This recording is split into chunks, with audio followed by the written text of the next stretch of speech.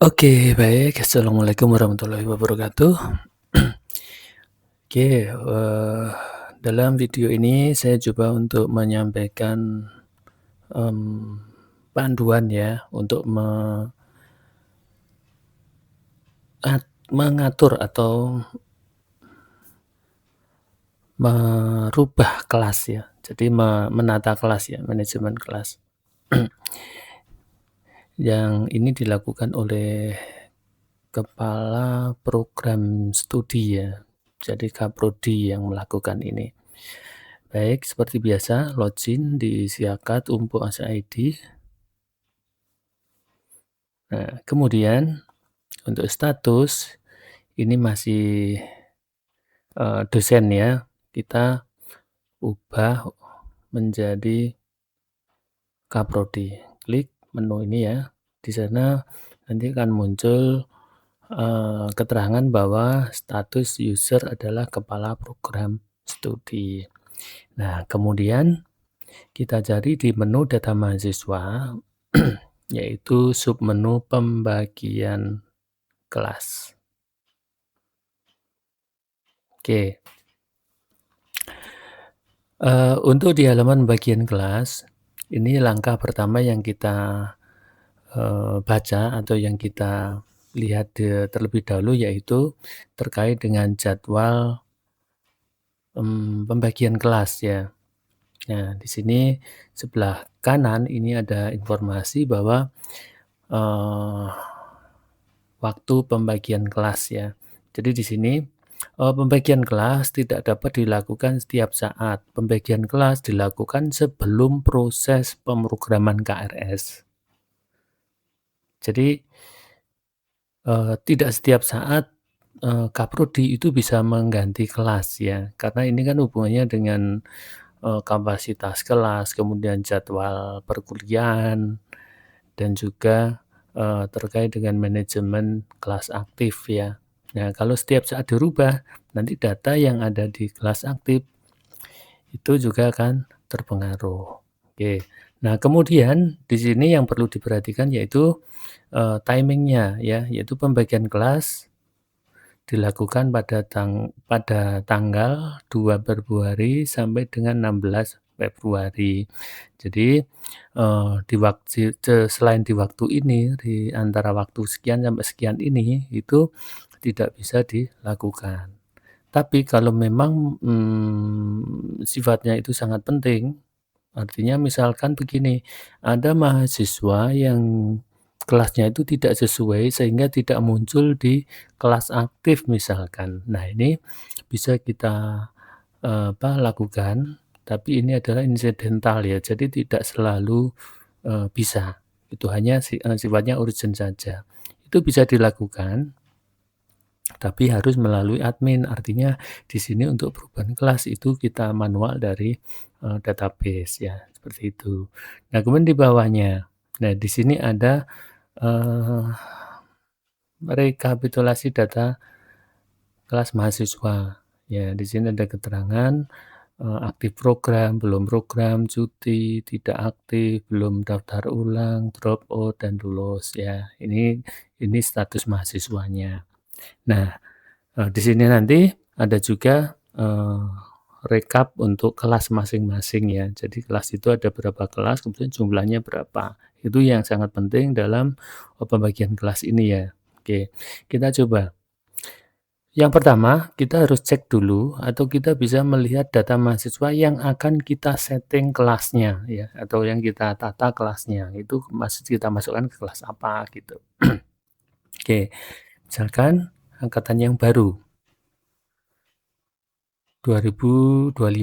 Kemudian kelasnya, nah di sini ada 2 kelas, 2 kelas ini adalah 2 kelas pada fakultas tersebut ya. Jadi kelas ini adalah kelas, data kelas pada fakultas tersebut ya. Nah, kemudian ada 2 di sini ya, kita bisa melihat dengan cara kita pilih saja. Kemudian status ini kita abaikan aja, karena kita fokus pada pembagian kelas ya, tampilkan.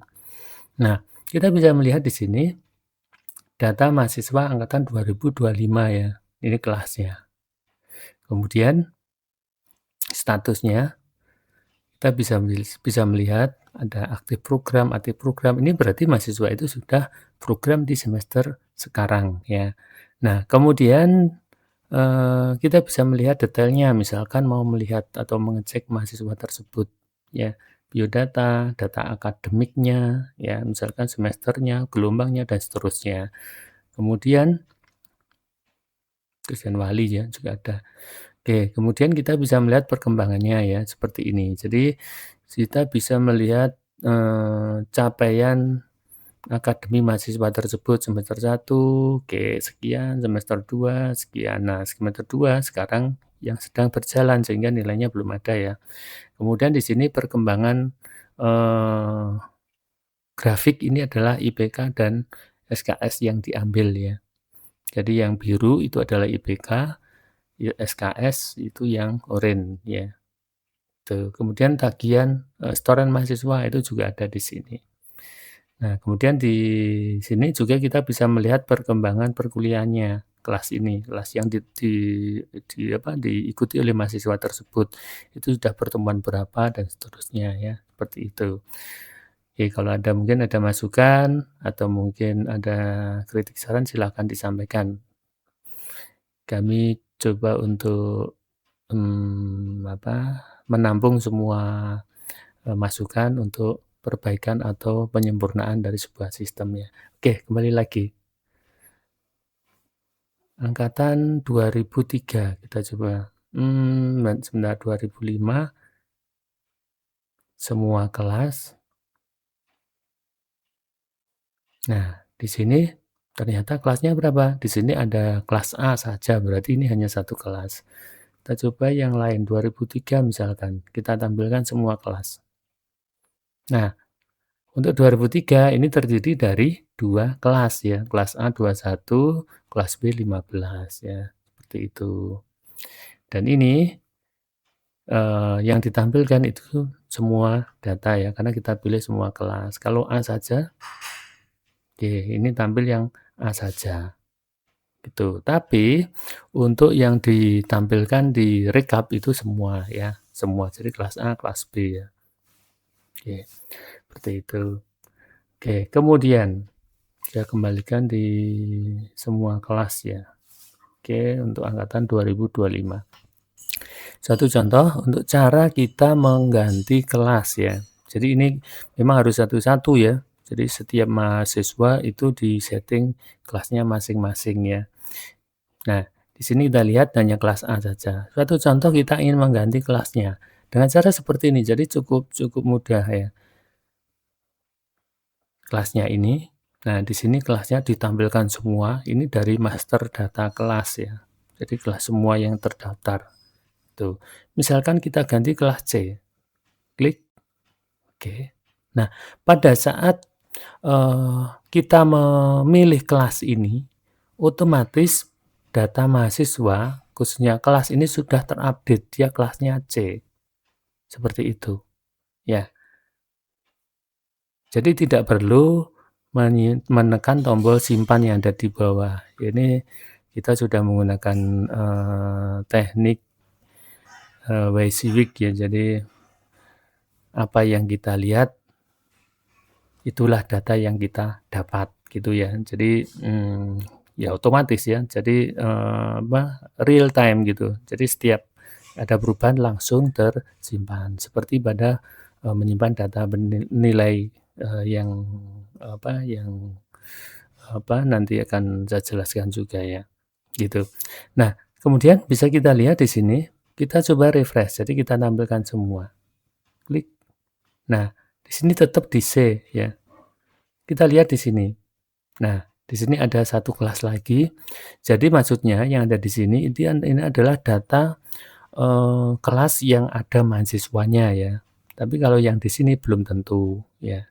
Ini pilihan ya, jadi opsi untuk menambahkan yang lain. Kita lihat kalau kelas C, nah ternyata ya hanya satu tadi, gitu ya. Jadi untuk mengganti kelas, itu langsung bisa kita lakukan dengan cara seperti ini. Jadi seperti ini langsung nanti, nah hilang ya, di sini sudah tidak ada, gitu. Jadi, mengupdate data itu tidak perlu tombol simpan, ya. Oke, seperti itu. Oke, kemudian, eee, untuk jadwal ini, untuk sementara ini, untuk jadwal ini, yang mengatur atau yang menentukan itu adalah administrator super user-nya ya, dari sistem ini, seperti itu. Tapi nanti ke depan, mungkin ini nanti kita serahkan untuk pengaturan ini, itu bagian akademik atau bagian, eee, stakeholder yang lain yang lebih tinggi ya, yang otoritasnya lebih tinggi. Karena apa? Ini hubungannya dengan, mmm, penerapan sistem ya, itu. Oke, baik mungkin itu yang bisa saya sampaikan terkait dengan panduan untuk menentukan kelas atau membagi kelas mahasiswa. Oh ya, satu lagi ya. Ini kalau ini nanti, untuk jadwalnya itu tidak di sini, maka nanti ini tidak bisa diganti ya. Jadi kelas ini saja. Contohnya misalkan, mmm, kalender akademik, oke, ini misalkan kemarin jadi sudah lewat ya bagian kelas. Nah, kemudian kita coba refresh. Nah, di sini sudah tidak bisa diganti ya. Jadi kelas yang muncul itu ya yang kelas yang, diterapkan sekarang pada masing-masing mahasiswa, seperti itu. Dan di sini tanggal 2 sampai tanggal 15 ya. Oke, seperti itu. Terima kasih. Kritik, saran, atau masukan tetap kami harapkan untuk memperbaiki dan menyempurnakan sistem yang kita, gunakan ini. Dan harapannya nanti akan lebih mempermudah kita dalam melakukan aktivitas sehari-hari. Oke, baik, terima kasih. Assalamualaikum warahmatullahi wabarakatuh.